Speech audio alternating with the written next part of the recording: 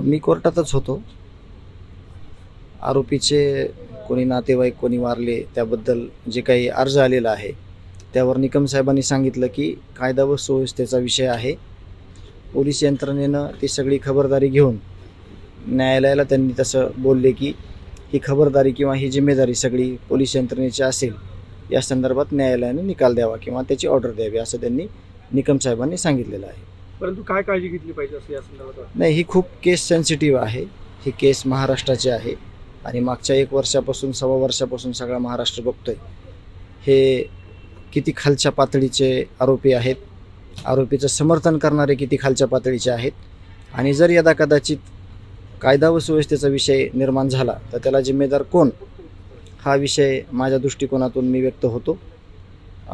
आणि जे काही निर्णय आहे तो न्यायालयीन आहे. त्याच्यामुळं माननीय न्यायालय याचा निर्णय देईल.